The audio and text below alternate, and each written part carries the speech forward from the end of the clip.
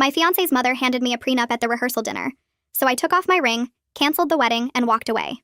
My fiancé Alex's mother, Judith, handed me a prenup at our rehearsal dinner in front of 50 guests and announced that I needed to sign it before tomorrow's wedding. Alex looked confused and asked what she was talking about because we'd already discussed not having a prenup months ago.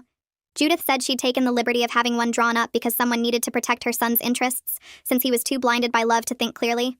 She said the document was standard and would ensure I couldn't take advantage of the family's money when things inevitably went south. She actually used those words, when not if, like our divorce was already planned.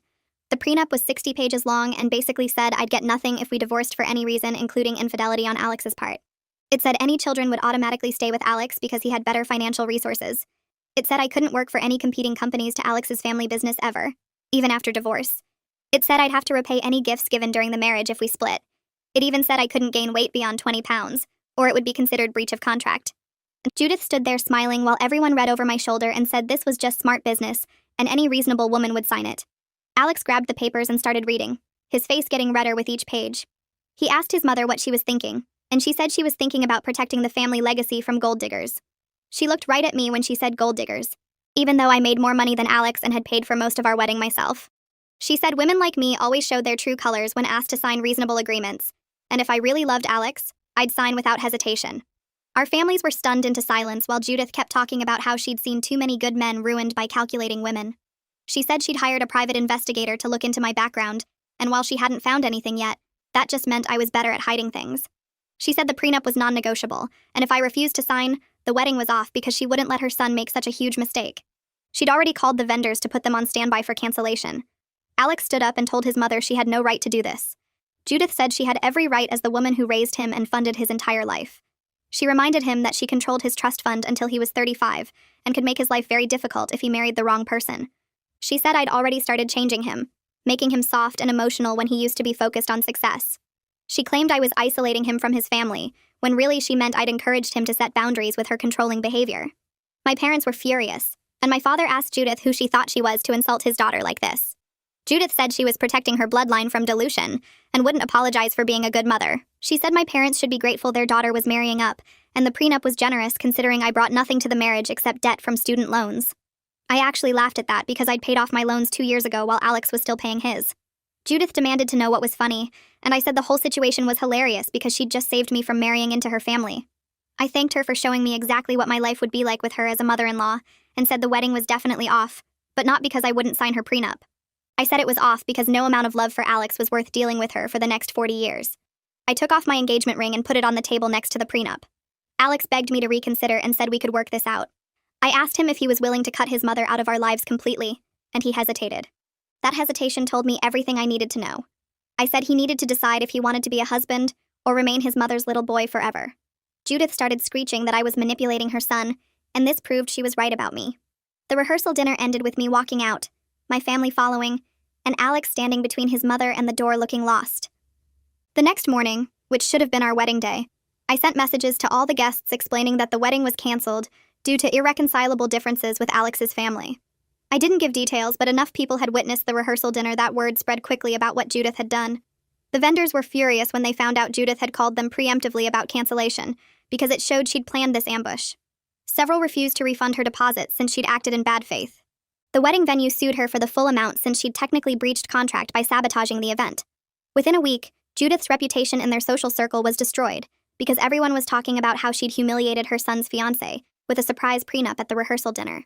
I woke up in my childhood bedroom and stared at the ceiling with the glow-in-the-dark stars I'd stuck up there when I was 12. My phone sat on the nightstand buzzing every few minutes with new messages and calls. I picked it up and saw 63 notifications, most of them from Alex begging me to call him back or just talk for 5 minutes. I couldn't make myself open any of the texts, because seeing his words would make everything hurt worse than it already did. My mom knocked softly and came in with coffee in my favorite mug from high school, the one with the chipped handle that said, "World's okayest daughter," that Otto had given me as a joke. She sat on the edge of my bed and didn't say anything, just handed me the coffee and waited while I tried to figure out how to explain what I was feeling. The wedding was supposed to happen today, and instead I was back in my childhood room surrounded by old posters and stuffed animals, drinking coffee and trying not to cry. My mom finally asked if I wanted to talk about it, and I shook my head because talking would make it real in a way I wasn't ready to handle yet. She squeezed my hand and said she'd be downstairs when I was ready, then left me alone with my coffee and my phone that wouldn't stop buzzing with messages I couldn't read. Talia showed up around noon with bags of Chinese takeout and 2 bottles of wine, kicking my bedroom door open with her foot because her hands were full. She dumped everything on my bed and announced we were going to deal with the practical stuff today because putting it off would just make everything worse. We sat cross-legged on my bed with containers of lo mein and fried rice spread between us while she pulled out a notebook and started making a list of everything that needed handling. The apartment lease I shared with Alex was in both our names and had 8 months left on it. All my stuff was still there, mixed in with his stuff and our stuff. 3 years of living together packed into 900 square feet. The honeymoon tickets to Costa Rica were non-refundable and left in 2 weeks. The wedding gifts people had already sent needed to be returned with notes explaining why. My name was on half the utilities and the internet bill and the joint checking account we'd opened to pay for wedding expenses. Talia wrote everything down in her neat handwriting while I just sat there feeling sick about how complicated breaking up actually was when you'd been planning to get married.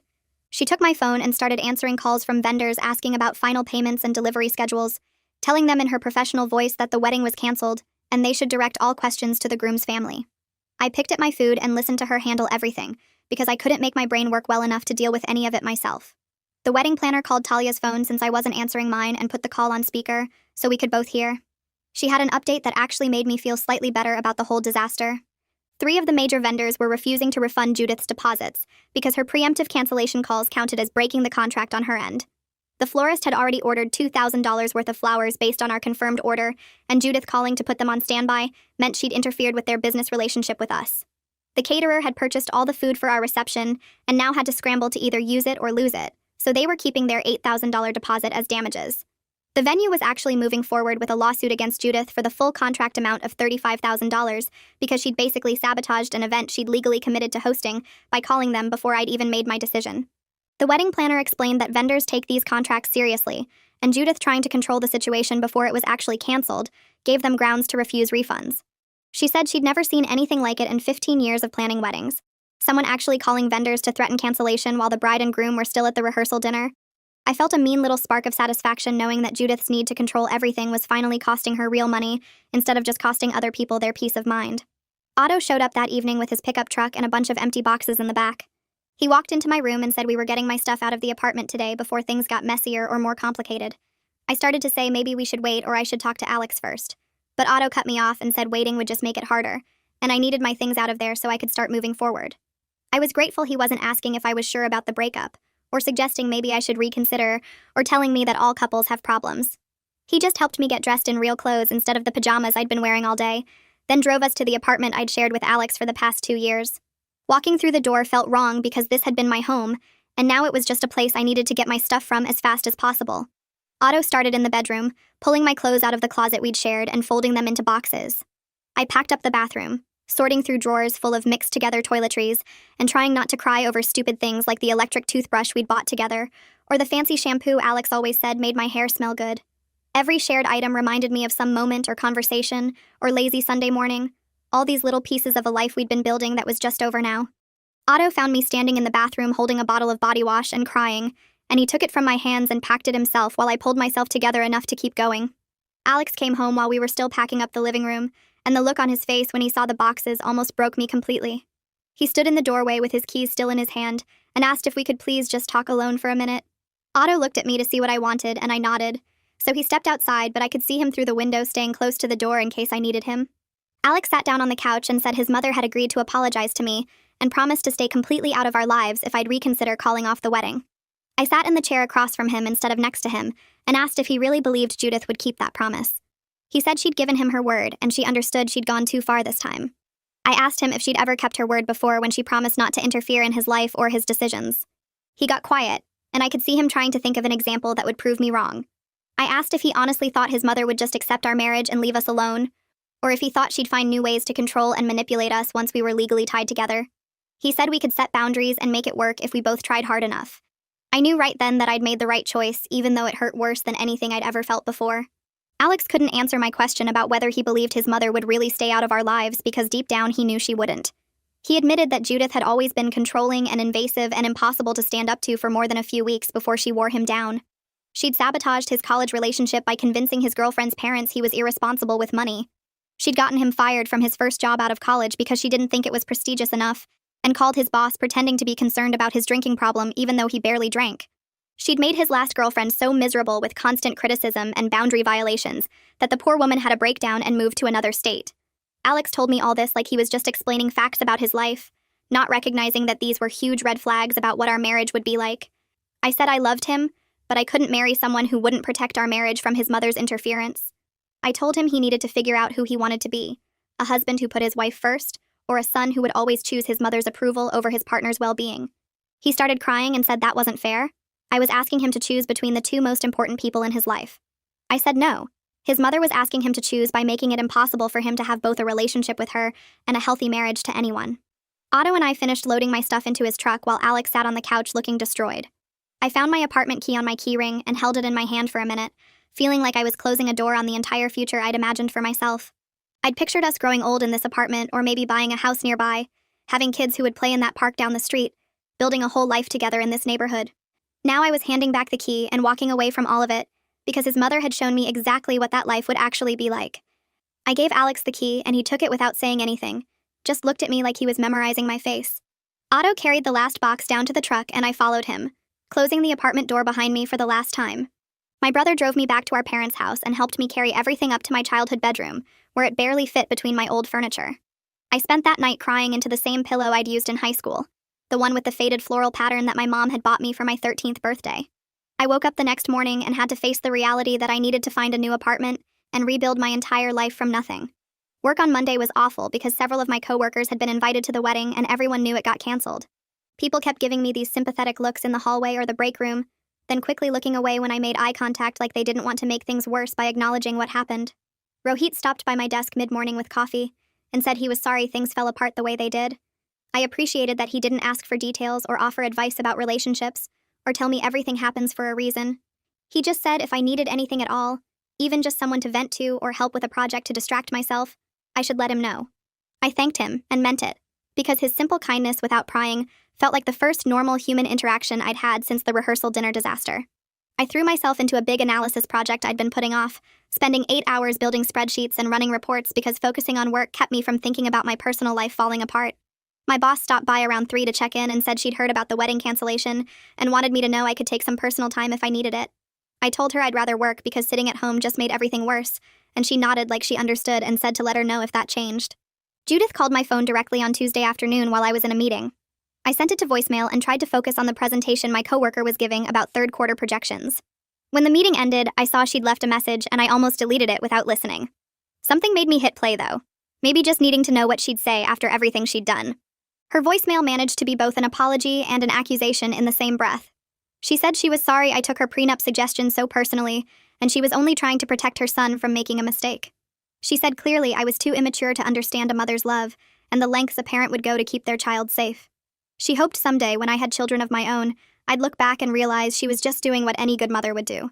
The message made me so angry I had to grab my keys and go sit in my car in the parking garage for 20 minutes just to calm down enough to go back to work. I played the message 3 more times, getting angrier each time at her complete inability to see that she'd done anything wrong. She was apologizing for my reaction to her behavior, not for the behavior itself, which wasn't actually an apology at all. My dad suggested that evening that I should talk to a lawyer about whether Judith's actions caused me any recoverable damages. He pointed out that I'd paid for most of the wedding myself, almost $40,000 between the dress and the venue deposit and the photographer and 100 other expenses. If we could prove Judith deliberately sabotaged the wedding to cause me financial harm, maybe I could recover some of that money. I made an appointment with a lawyer for Thursday afternoon and spent 2 hours going through all my wedding expenses and emails and text messages to document everything.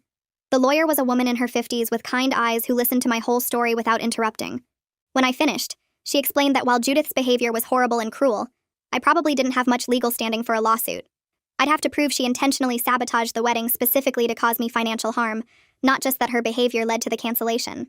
Since I was the one who technically called off the wedding by walking out, it would be hard to argue that Judith caused my damages rather than my own choice causing them. The consultation cost me $300 I didn't really have right now with all my wedding expenses already draining my savings, which just added to my anger and frustration about the whole situation. That weekend, Talia picked me up in her car and we drove around looking at apartments I could actually afford on my own. The first place had mold in the bathroom and a landlord who kept staring at my chest while he showed us around. The second place was nice but wanted first month, last month, security deposit, and a pet deposit even though I don't have pets, which added up to more than I had in my checking account. The third place was a 1-bedroom on the second floor of an older building with carpet that had seen better days and a kitchen the size of a closet. But the rent was $800 a month and the landlord seemed normal. I filled out the application right there while Talia looked in the cabinets and tested the water pressure. The landlord called my references that same afternoon, and by Monday I had approval to move in on the 1st of next month. I signed the lease in his office and handed over a check for the security deposit that my parents had transferred into my account that morning, and when I walked out with my copy of the lease, I felt like I might throw up. This was real now. This was my apartment, just mine. Proof that the life I'd planned with Alex was actually over, and I was starting from scratch. Talia took me out for ice cream after and told me this was a good thing, even though it didn't feel good yet. That having my own place meant I could build exactly the life I wanted without compromising. I wanted to believe her, but mostly I just felt sad and scared about living alone for the first time in 3 years. 2 weeks after the canceled wedding, my phone buzzed with a text from Alex asking if we could meet for coffee to talk. I stared at the message for 10 minutes, trying to decide if I should ignore it or block his number or what. And then I texted back that we could meet Thursday at 3 at the coffee shop near the library. Part of me knew this was stupid and I should just move on. But another part of me needed to see him one more time. Needed to know if he'd figured anything out, or if he was still the same guy who hesitated when I asked if he'd cut his mother out. Thursday came and I got there 5 minutes early, ordered my usual latte and sat at a table by the window where I could see him coming. He walked in looking terrible, like he hadn't been sleeping much, with circles under his eyes and his hair longer than he usually kept it.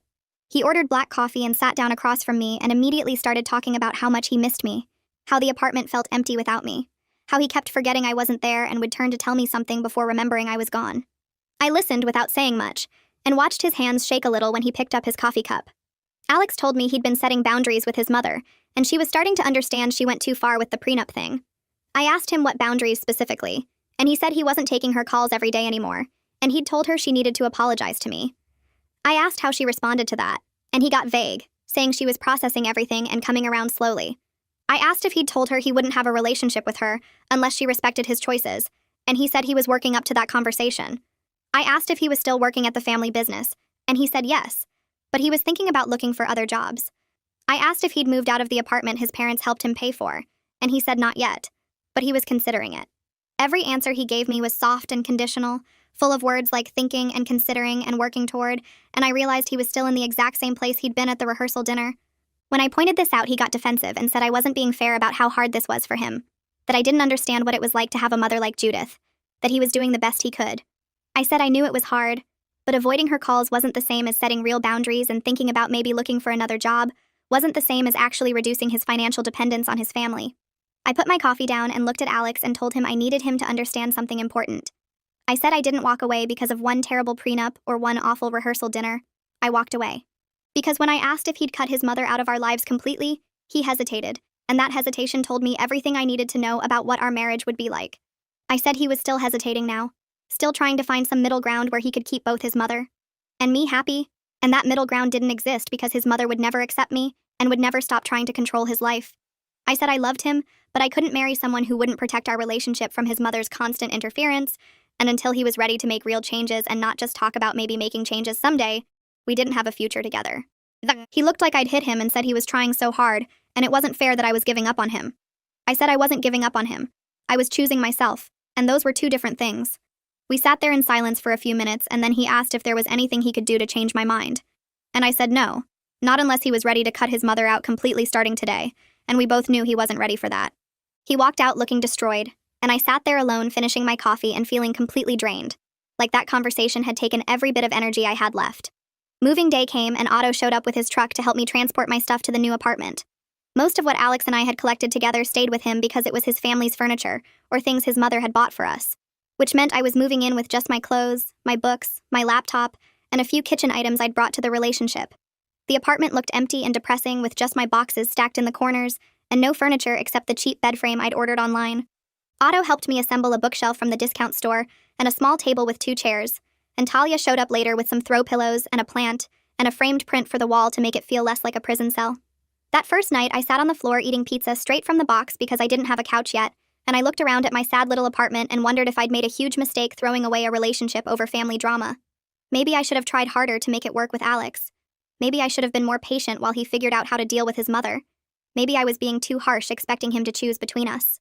The thoughts spiraled in my head until I felt sick, and had to remind myself that his hesitation at the rehearsal dinner had told me everything I needed to know. That I deserved someone who would choose me without hesitating. That being alone was better than being in a relationship where I'd always come second to his mother. 3 weeks after the canceled wedding, my mom forwarded me a social media post from someone named Carol Winters, who was apparently one of Judith's close friends. The post didn't name me directly, but it was obviously about me, talking about entitled young women these days who don't appreciate generous families and make impulsive decisions that ruin good men's lives. It said some women only care about money and status, but when asked to sign a reasonable prenup, they show their true colors and run away. The post had dozens of comments from other people in Judith's social circle, all agreeing and sharing similar stories about gold diggers and ungrateful women who didn't know a good thing when they had it. I read through the comments feeling my face get hot with anger and shame, seeing strangers discuss my failed relationship like they knew anything about what happened. My mom called right after she sent it and said she was furious that these people were spreading lies about me, and I said I was more than furious. I was humiliated that Judith was running a whole reputation campaign to make me look bad. Talia spent that evening finding more posts from Judith's friends, all saying basically the same thing without using my name. They painted me as a gold digger who walked away when asked to sign a reasonable prenup, completely ignoring the fact that I made more money than Alex and had paid for most of our wedding myself. One post talked about women who manipulate men by pretending to be independent, but really just want access to family money. Another post said young women today don't understand commitment and bail at the first sign of difficulty. The comments were even worse, full of people I'd never met agreeing that women like me were destroying good men and families. I showed Talia a post that had over 100 comments, and she said these people were trash and their opinions didn't matter, but it was hard not to feel the sting of having strangers believe lies about me. The worst part was knowing the truth didn't matter to these people because they'd already decided Judith was right and I was wrong, and nothing I could say would change their minds about me. My first therapy appointment happened on a Tuesday afternoon, and I spent an hour telling this woman I'd never met about the rehearsal dinner disaster, and the canceled wedding, and now the social media campaign. She listened without interrupting, and then asked how I was handling my anger about the posts. I said I was furious and humiliated and wanted to respond publicly to set the record straight. She pointed out that I couldn't control what Judith said, or what her friends believed, but I could control whether I engaged with it, or let it eat me alive. She said responding publicly would just feed the drama and give these people more ammunition to use against me. I knew she was right, but it still made me angry that I had to take the high road while Judith got to trash my reputation with lies. We talked about healthy ways to process anger, and she suggested I write out everything I wanted to say to Judith and her friends, but not send it. Just get it out of my system. I left feeling slightly better, but still burning with the knowledge that people believed lies about me, and I was supposed to just accept that. Work got complicated when someone from accounting stopped by my desk and mentioned that Enrique's company was one of our clients. She asked if it was weird working on accounts connected to my ex's family, and I said I wasn't working on that account. And she said, oh good, because she'd heard from someone that I used to be engaged to their son, and she wondered if that would be awkward. I felt my stomach drop because I hadn't realized people at work knew about the connection, and I definitely hadn't wanted it brought up in the office. Later that afternoon, my boss called me into her office and asked if there was going to be any awkwardness with the Redmond account. I assured her my personal life wouldn't affect my professional work, and I had no contact with that family anymore. She seemed satisfied, but said she needed to know if any issues came up because we couldn't afford to lose a major client over personal drama. I walked back to my desk feeling exposed and vulnerable in a place where I used to feel competent and secure, knowing that my failed relationship was now part of my professional reputation. A month after the canceled wedding, I was at the grocery store loading vegetables into my cart when someone said my name. I turned around and saw Alex's aunt standing there with her own cart, looking at me carefully like she was trying to decide whether to approach. She introduced herself as Whitney, even though we'd met several times during my relationship with Alex, and she asked if we could talk for a minute. I said okay, and we moved to the side of the produce section where we weren't blocking traffic. She told me she'd been wanting to reach out because she thought I made the right choice walking away from Alex. I must have looked surprised because she quickly added that she loved her nephew, but she'd watched Judith destroy 2 of his previous relationships with similar controlling behavior. She said one girlfriend from college had been driven away when Judith convinced the girl's parents that Alex was irresponsible with money. And another girlfriend from a few years ago had ended things after Judith showed up at her workplace to lecture her about proper behavior. Whitney said she'd watched Alex become less and less able to make his own decisions over the years, and the rehearsal dinner situation was just Judith's latest attempt to control who her son married and how he lived his life. Whitney pulled a business card from her purse and wrote her cell number on the back. She said I should call her if I wanted to talk more about any of this, and she meant it. Not like those fake offers people make when they're being polite. I took the card and turned it over in my hands, trying to figure out what her angle was. She was married to Judith's brother, which made her part of that family even if she seemed sympathetic to me. I thanked her and said I'd think about it, then watched her push her cart toward the checkout lanes while I stood there holding vegetables I'd forgotten I was buying. 3 days went by before I texted Whitney's number. I kept picking up my phone and putting it down again, wondering if this was a trap or if Judith had sent her to gather information. But I was also curious about what she knew. And honestly, I needed to understand if what happened at the rehearsal dinner was normal for that family, or if it was as crazy as it felt. We agreed to meet at a coffee shop near my office on Thursday afternoon. I got there first and picked a table in the back corner where we could talk without being overheard. Whitney arrived exactly on time carrying a large folder that she set on the table between us. She ordered a latte and I got tea, and then she opened the folder and started pulling out printed Facebook posts and old photos. She said she'd been documenting Judith's behavior for years because she thought someone needed to keep a record of it. The first story she told me was about a girl named Rebecca, who dated Alex in college. Rebecca came from a normal middle-class family and was studying engineering on a scholarship. Judith decided Rebecca wasn't good enough for her son and started a campaign to break them up. She called Rebecca's parents and told them Alex was failing his classes and doing drugs, which was completely made up. She said Alex was going to lose his trust fund, and Rebecca would end up supporting him financially if they stayed together. Rebecca's parents were traditional and conservative, and they pressured their daughter to end the relationship because they didn't want her derailed by a troubled boyfriend. Alex never knew his mother was behind the breakup until years later. Whitney showed me another photo of a woman named Sarah who Alex dated about 3 years ago. Sarah worked in marketing and made decent money, but Judith decided she was too independent and wouldn't be a good wife. She showed up at Sarah's workplace during a busy afternoon and cornered her in the lobby. Judith told Sarah that Alex had a genetic condition that would make him sterile, and if Sarah wanted children, she should find someone else. This was another complete lie. But Sarah broke up with Alex that same week because she did want kids someday, and thought he'd been hiding this from her. Alex found out months later what his mother had done when he ran into Sarah at a friend's party, and she mentioned the fertility issue. Learning about these other women made my stomach hurt. I asked Whitney how many times Judith had done this, and she said at least 4 that she knew about, probably more. She explained that Judith had a pattern of waiting until Alex got serious with someone, then finding a way to sabotage the relationship before it could progress to marriage. The prenup ambush at my rehearsal dinner was just the latest version of her control tactics. Whitney said she thought Judith picked the rehearsal dinner specifically because it was public and humiliating, designed to make me walk away so Alex would see me as the one who abandoned him. I felt this weird mix of validation and sadness.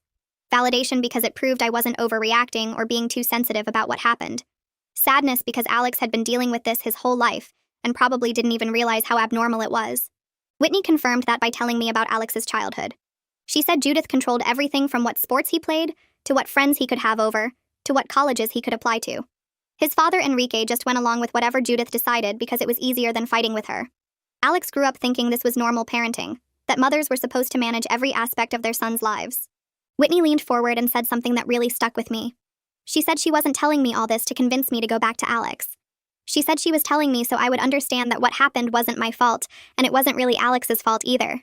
It was the result of decades of dysfunction, and a family system where Judith's control went unchallenged. She said Alex never learned how to set boundaries with his mother because his father never modeled that behavior.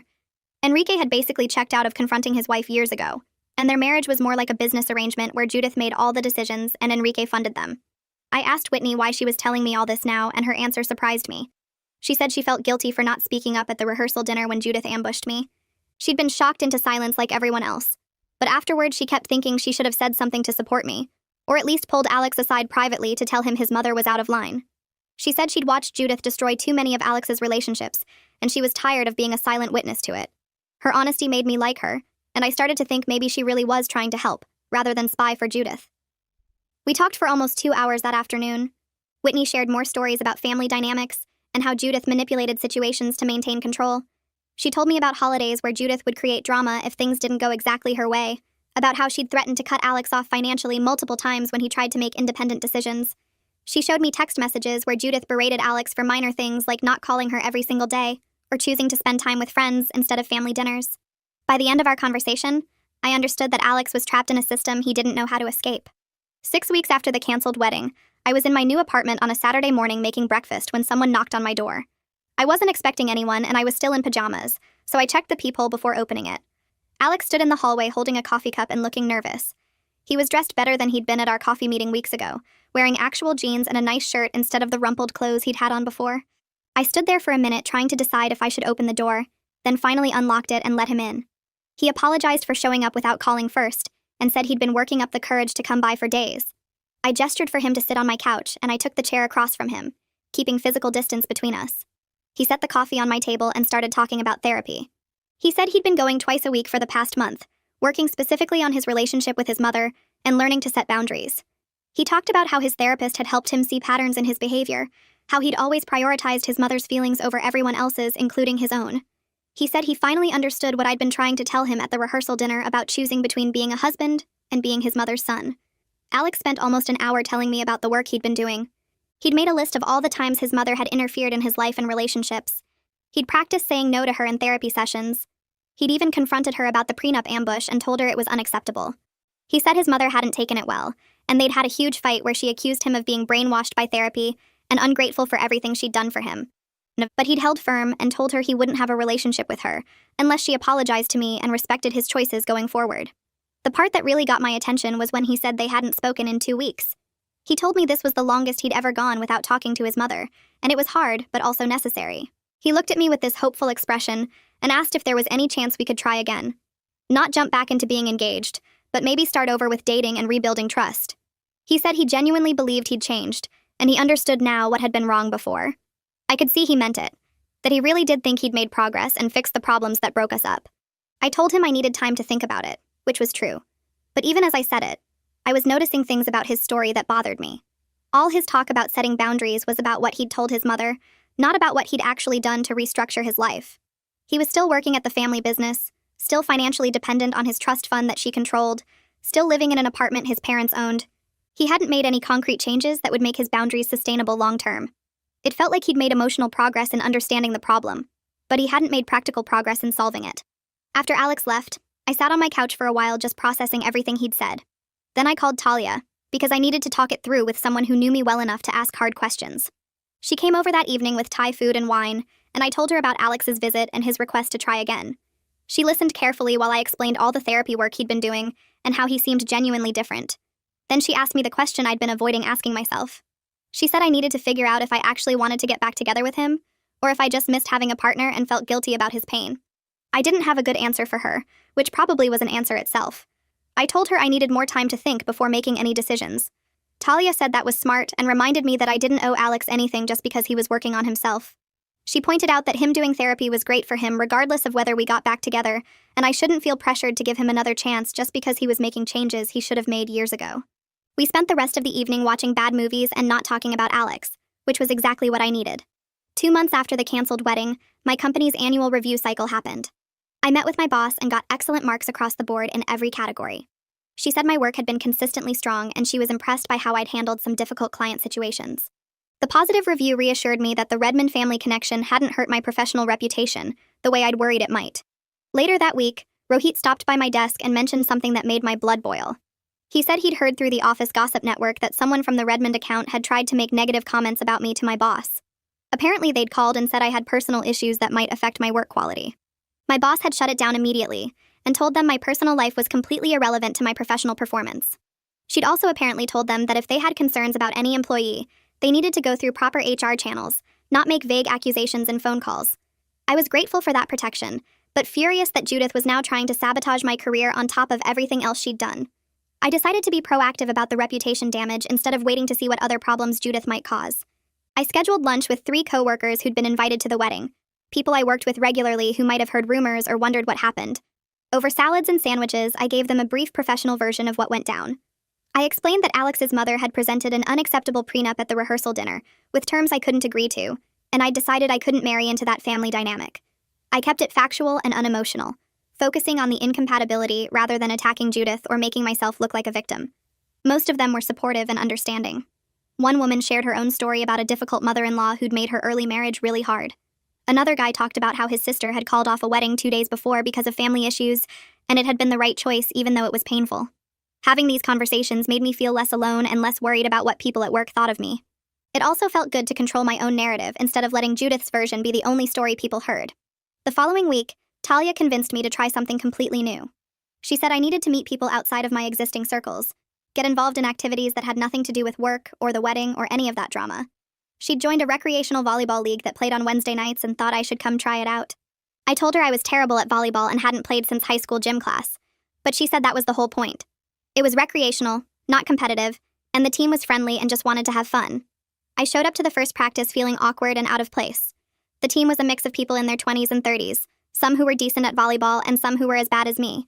We did drills and scrimmages for 2 hours, and I spent most of that time either missing the ball completely or hitting it in the wrong direction.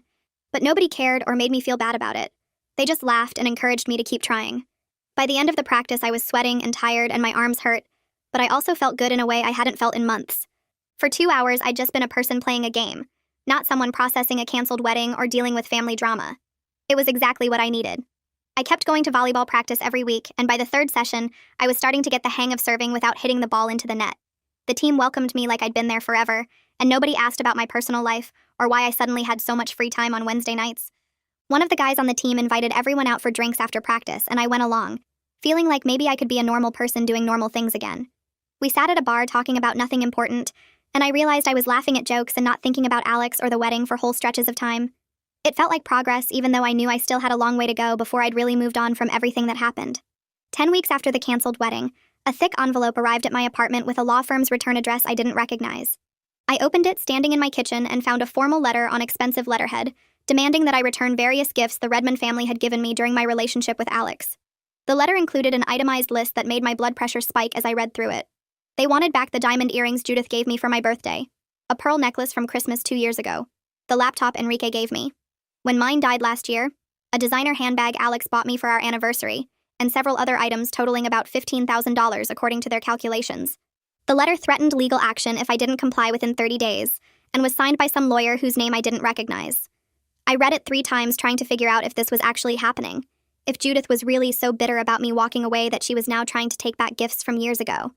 The letter made it clear this was her new strategy for punishing me since she couldn't control Alex anymore, or force me to sign her terrible prenup. I put the letter down on my counter and just stood there feeling a mix of rage and disbelief that she was still coming after me months after I'd already walked away from her son and her family. I called my lawyer the next morning and read her the entire letter over the phone. She asked me to scan it and send it to her office so she could review the specific language and the list of items they were demanding back. I spent my lunch break at work dealing with this instead of actually eating, scanning documents at the office printer while trying not to let my coworkers see how stressed I was. My lawyer called me back that afternoon and explained that legally, gifts given during a relationship generally don't have to be returned unless they were explicitly conditional on marriage. She said the engagement ring would normally be returned since it's a conditional gift, but I'd already given that back at the rehearsal dinner in front of 50 witnesses. The other items on Judith's list were birthday gifts, Christmas presents, and things given during the normal course of our relationship without any stated expectation that they'd be returned if we broke up. My lawyer said Judith's lawyer was probably just trying to intimidate me or hoping I'd give in to avoid the hassle of fighting back. She advised me to let her respond through her office, declining to return the items and explaining the legal basis for keeping them. The whole thing would cost me another few $100s in legal fees, but my lawyer said it was worth it to establish that I wasn't going to roll over every time Judith decided to harass me. The legal threat from Judith made me angry in a way that actually clarified my thinking about Alex's request to try again. I'd been on the fence about whether to give him another chance if he really was working on boundaries with his mother, letting myself hope that maybe we could find a way back to each other. But this letter proved that even if Alex was making progress, his mother was escalating her attacks on me and showing no signs of backing off.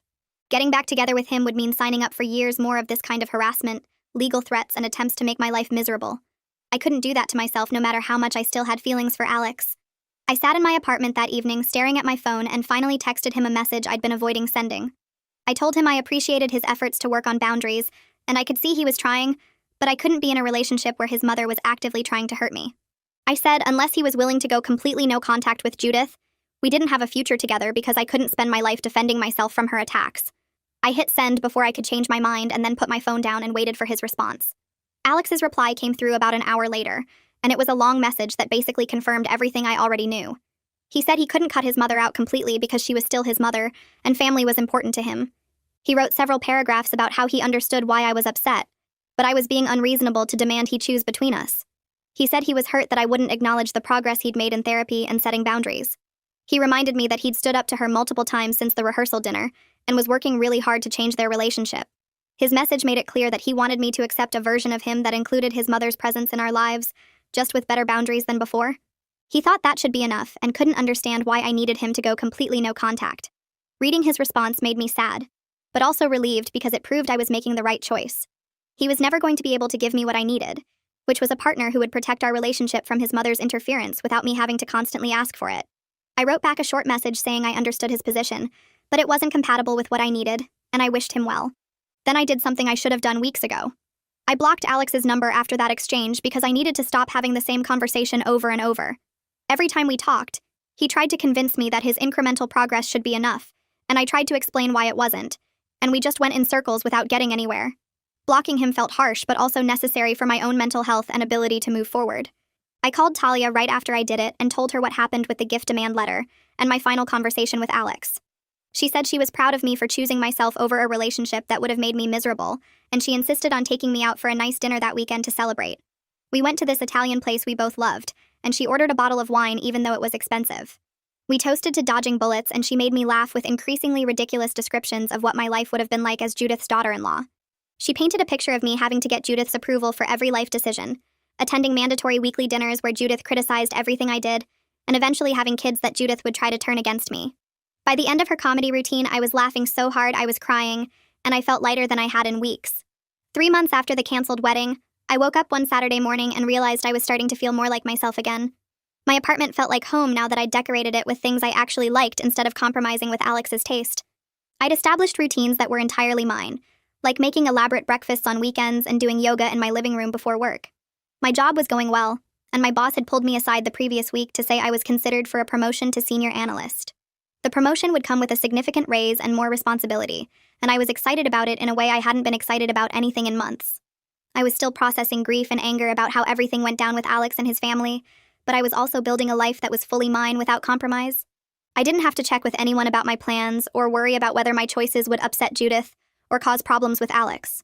It was lonely sometimes, but it was also freeing in ways I hadn't expected. Whitney texted me out of the blue one afternoon asking how I was doing.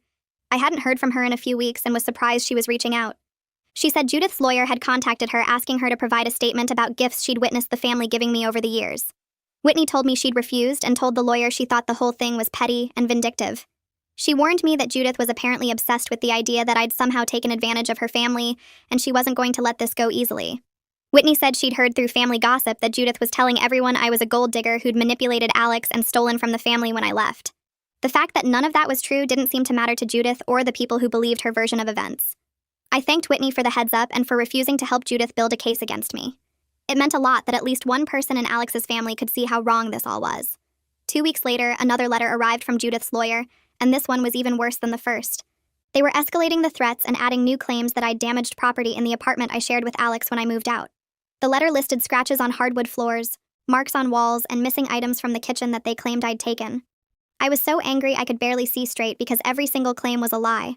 Otto had helped me move out carefully, and he'd taken photos of every room showing everything in perfect condition specifically because I was worried something like this might happen. I forwarded the letter to my lawyer along with all of Otto's photos, and she responded within a day.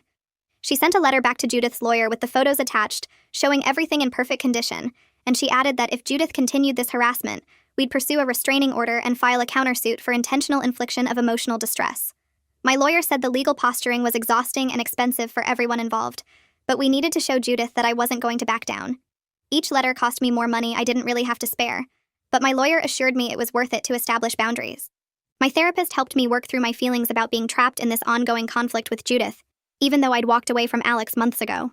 I told her I felt like I couldn't escape the Redmond family no matter what I did, that Judith was determined to make me pay for rejecting her son and her control. My therapist pointed out something that actually helped me reframe the whole situation. She said Judith's continued attacks were proof that I'd made the right decision about walking away. This was who Judith was, and what my life would have been like if I'd married Alex. The only difference was that now I was dealing with her harassment as a free person, instead of as her trapped daughter-in-law. That perspective helped me feel less like a victim, and more like someone who'd successfully escaped a bad situation. I started seeing the legal letters and threats as confirmation that I'd dodged something terrible, rather than as punishment for a choice I regretted. I started casually dating someone I met through volleyball, and it felt good to remember I was capable of connecting with new people. His name was Noah, and he was funny and easy to talk to, and he knew absolutely nothing about my canceled wedding or the Redmond family drama. I liked being able to just be present in the moment with him, without all that baggage weighing me down. We went to movies and tried new restaurants and played volleyball together twice a week. It wasn't serious, and we both knew that, but it helped me see that there was life after Alex and I didn't have to be defined by that failed relationship forever.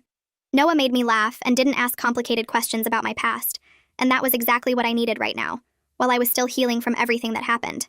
I was sitting at my desk 3.5 months after the wedding got canceled when my lawyer called. She sounded almost cheerful when she told me Judith had dropped the gift return demand. Her own lawyer apparently advised her that she had no legal standing, and continuing would just cost her money in legal fees she'd never recover. I thanked her and hung up, feeling this weird mix of relief and suspicion. It was a small victory, sure, but I was cynical enough to wonder what Judith's next move would be. People like her didn't just give up because a lawyer told them they were wrong. They pivoted and found new ways to make your life difficult. I saved the email confirmation from my lawyer and added it to the growing file of documentation about Judith's behavior. The file was getting pretty thick at this point. 2 weeks later, my boss called me into her office and I had that instant stomach drop thinking something was wrong. Instead, she smiled and told me I was promoted to senior analyst. The raise was significant, enough that I could actually start rebuilding my savings after the wedding disaster had drained them. I tried to stay professional, but I'm pretty sure I was grinning like an idiot when I left her office. That evening, Rohit took me out for celebratory drinks at this bar downtown that made really good cocktails. We were on our second round when he mentioned casually that the Redmond account had specifically requested I not be assigned to any of their projects. My stomach dropped again, but Rohit just shrugged and said my boss had handled it by assigning me to better accounts anyway. He raised his glass and said I was too good for their business anyway. I clinked my glass against his and felt grateful that my professional life was moving forward, even while my personal life was still recovering from the wreckage. The next morning, I opened my work email and found a message from Alex. I stared at the sender name for a solid minute before I could make myself click it. He'd somehow gotten my work address, which annoyed me, but the content of the email made me forget about that. He said he was moving out of his family's company to take a job with a competitor. He wrote that he was doing it partly because of our conversations about independence and how he needed to separate his identity from his mother's control. He made it clear he wasn't asking to get back together. He just wanted me to know I had an impact on his life, and he was trying to become the person I needed him to be. I read the email 3 times, and each time it made me sadder. It was probably too late for us. Too much damage had been done and too much time had passed. But I was glad he was making changes for himself, even if those changes came too late to save what we had. 4 months after the canceled wedding, my mom called me at work sounding shaken. Judith had shown up at my parents' house demanding to speak with my father. My heart started racing and I asked if she was okay. Mom said Dad had handled it by telling Judith she wasn't welcome on their property, and if she didn't leave, he'd call the police. Judith had left, but not before shouting that I ruined her son's life, and she'd make sure everyone knows what kind of person I really am. My dad was shaken by the confrontation, which made me furious because he was in his 70s and had a heart condition. I felt guilty that my choices were affecting my family like this. I told Mom I'd come over after work and we'd figure out what to do next. That night, I sat at my kitchen table with my laptop and started writing. I documented everything that had happened, starting with the prenup ambush at the rehearsal dinner. I wrote about the social media campaign where Judith and her friends spread lies about me being a gold digger. I detailed the legal harassment with the gift return demand. I included the workplace interference where the Redmond account tried to get me removed from projects. And now I added Judith showing up at my parents' house making threats. It took me 3 hours to write it all down with dates and specific details. The next morning, I sent it to my lawyer, who called me back that afternoon. She reviewed everything and said if Judith did anything else, we had a strong case for a restraining order. Just having that option documented made me feel more in control of a situation that had felt completely out of control for months. 2 days later, Whitney called me. She apologized for her sister-in-law's behavior at my parents' house before I could even say hello. She sounded genuinely upset and said she'd only just heard about it from another family member. Then she told me something that surprised me. Enrique had finally had enough and told Judith she needed to stop or he was going to support Alex in cutting her off completely. Apparently, even he had limits to what he'd tolerate, and threatening my elderly father crossed a line. Whitney said the family was fracturing over this whole situation. Some people thought Judith had gone too far, while others still defended her actions at the rehearsal dinner. She wanted me to know it wasn't my fault, which made my throat tight because I'd been carrying around so much guilt about causing family drama. I told Whitney I appreciated her support, but I felt guilty about the family drama I'd caused. She cut me off firmly and said I didn't cause anything. Judith's inability to accept that her son is an adult who makes his own choices caused this. She said the family had been dysfunctional for years, and this situation just brought it to a head. People had been tiptoeing around Judith's controlling behavior for decades, and maybe it was time someone forced the issue. Her perspective helped me release some of the guilt I'd been carrying around like a heavy backpack. I wasn't responsible for fixing a family dynamic that was broken long before I came into the picture. 4.5 months after the canceled wedding, Whitney called again with an update about Alex. He'd moved into his own apartment and was actually following through on separating from his mother's control. She said he was in intensive therapy and had gone low contact with Judith. He only spoke to her once a week with strict boundaries about what topics were acceptable. I sat on my couch listening to Whitney describe Alex's progress and felt this complicated mix of emotions. I was proud of him for making those changes. It took real courage to break away from a parent who'd controlled you your whole life. But I also knew it didn't change anything for us. Too much damage had been done during those months when he couldn't choose me over his mother. The trust was broken and the relationship was over, and his growth now, while admirable, came too late to save what we had. That weekend, Talia convinced me to take a trip to the beach. It was something I'd been too busy to do when I was wedding planning and then too sad to do after the cancellation. We drove 3 hours to this little coastal town and spent 2 days eating good food and lying in the sun. We walked on the beach and played in the waves and talked about everything except the Redmond family. On the second day, Talia said she'd noticed I seemed lighter lately. She said I seemed less weighed down by anger and grief than I had been even a month ago. I realized she was right.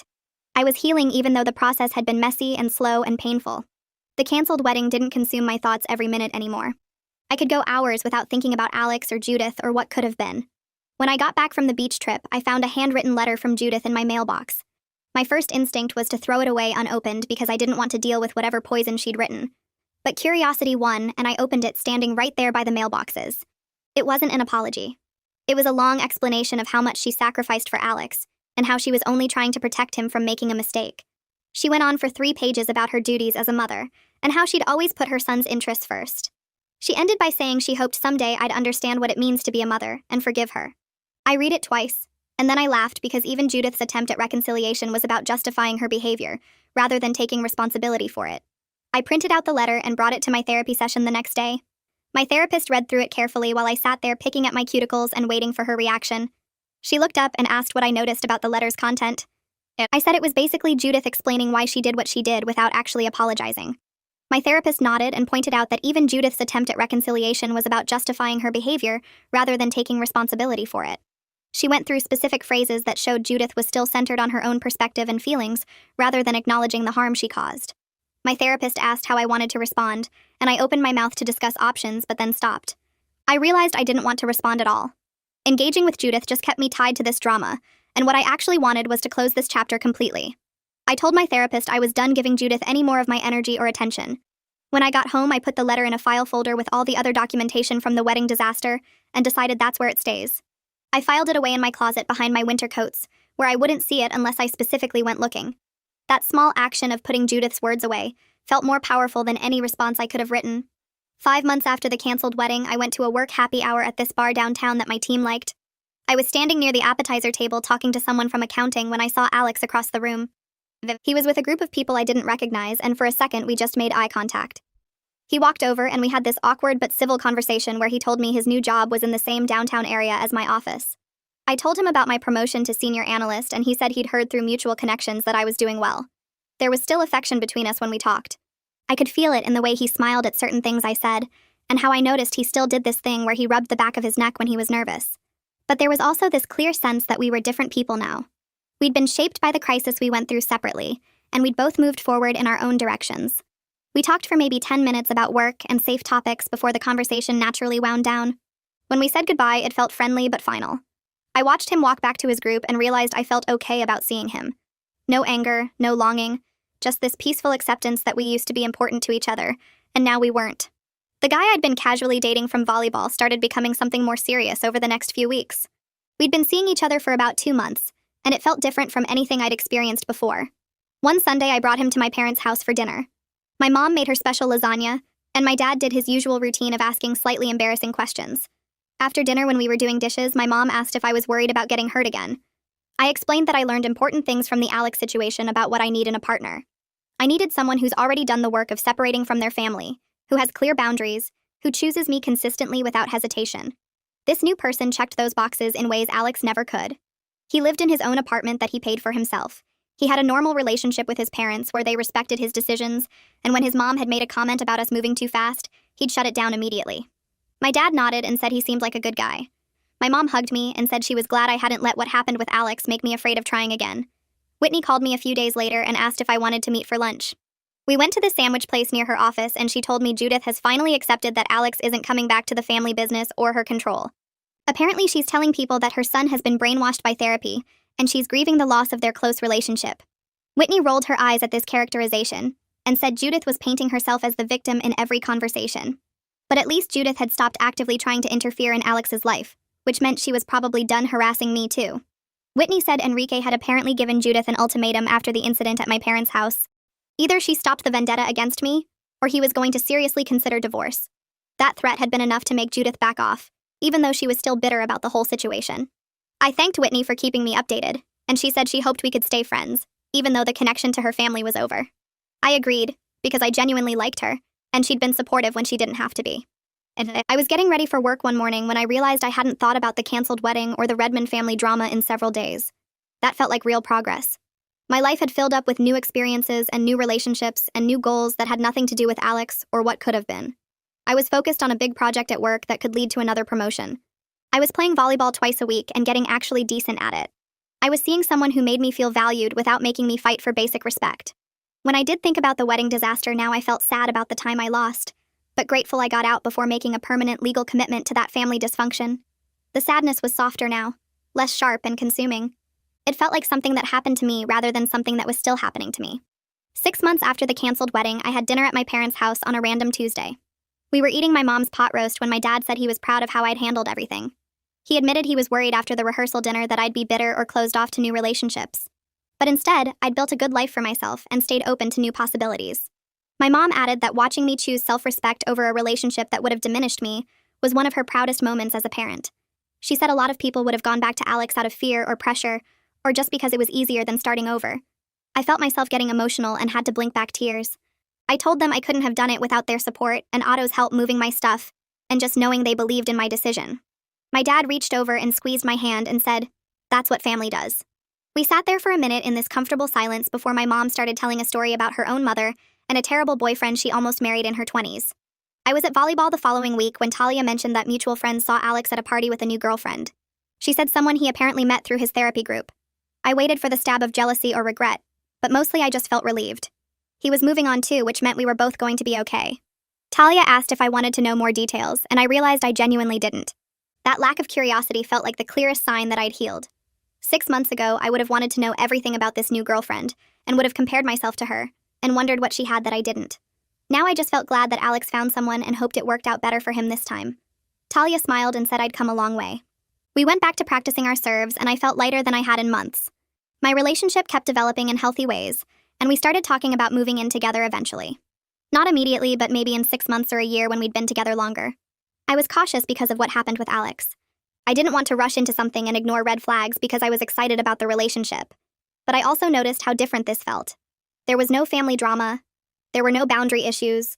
There was no sense that I was competing with anyone for his attention or loyalty. He met my family and they liked him, which mattered to me more than I expected it would. Otto pulled me aside after one dinner and said this guy seemed solid and way better than Alex ever was. My brother's approval meant something because Otto had seen me at my worst after the canceled wedding and knew what I'd been through. I got a text from Whitney saying that Alex got engaged to his new girlfriend. She said Judith was apparently being civil about it because Enrique threatened to divorce her if she interferes again. Whitney added that she hoped I was doing well, and she was grateful our paths crossed even under difficult circumstances. I wrote back wishing Alex happiness and meaning it. We weren't right for each other, but I hoped he found someone who fits better with his family situation, or maybe someone whose presence finally made him strong enough to set real boundaries with his mother. Either way, it wasn't my problem anymore, and I felt genuinely happy for him. That ability to wish him well without bitterness felt like the final piece of healing I needed. 6 months after the canceled wedding, I was sitting in my apartment working on a presentation for work. It was a regular Wednesday evening, and I had the windows open because the weather was nice. I looked up from my laptop and around my apartment at the life I'd built, the furniture I'd picked out myself, the photos on the walls from the beach trip with Talia and family dinners and volleyball games, the quiet space that was completely mine without compromise. I realized I was genuinely happy. Not in a dramatic everything is perfect way, but in a quiet, stable way where my life felt like it was mine, and I was building something real. The canceled wedding was devastating when it happened. Walking away from Alex hurt more than almost anything I'd experienced. But it led me to this place where I know my worth and won't settle for relationships that require me to compromise my boundaries. I saved the presentation and closed my laptop, feeling grateful for Judith's prenup ambush in a weird way because it showed me who I was marrying into before I made it legal. I walked into my therapist's office for what we both knew would be our last session. She smiled when I sat down and said she'd been thinking about how far I'd come since that first appointment 6 months ago, when I could barely talk about the rehearsal dinner without crying. We spent the hour reviewing everything I'd worked through, all the tools I'd developed for handling stress and setting boundaries. She told me she was impressed by how I'd handled everything, that walking away from Alex took real courage, surviving Judith's harassment took serious resilience, and rebuilding my life took genuine faith in myself. I thanked her for helping me see that choosing myself wasn't selfish. It was necessary, and she reminded me that I'd done all the hard work. She just helped me see what I was already capable of. When I left her office, I felt ready to keep moving forward without needing that weekly support anymore. The following Saturday, Talia texted me to come over to her place for what she said was just a casual hangout. I showed up in jeans and a t-shirt, completely unprepared for the 20 people crammed into her living room, holding drinks and wearing party hats. A banner across the wall read, 6 months of freedom, and I started laughing because of course Talia would throw me a party celebrating my canceled wedding. My volleyball team was there. Several work friends and Otto had driven in from 2 hours away. People took turns sharing toasts about my strength and resilience, telling stories about how I'd inspired them to set better boundaries in their own lives. I realized I had this whole community of support that had nothing to do with romantic relationships, people who valued me just for being me. Otto gave a speech about how proud he was of his little sister for knowing when to walk away, for choosing self-respect over a relationship that would have slowly destroyed her. I cried happy tears while everyone cheered, feeling more loved and supported than I'd felt in years. Talia brought out a cake she'd made herself, decorated with little fondant figures of a woman walking away from a church. Everyone gathered around singing while I stood there taking it all in, this life I'd built from the wreckage of my canceled wedding. As I leaned forward to blow out the candles, I thought about how different everything was from what I'd imagined 6 months ago. I wasn't married to Alex, wasn't part of the Redmond family, didn't get the wedding or the future I'd planned so carefully. But I had my self-respect intact, had genuine happiness that didn't depend on anyone else's approval, had a life built entirely on my own terms without compromise. The choice I made at that rehearsal dinner saved me from years of misery under Judith's control, and I was grateful every single day that I'd been strong enough to walk away. I blew out the candles and made a wish for continued courage to keep choosing myself, no matter what came next.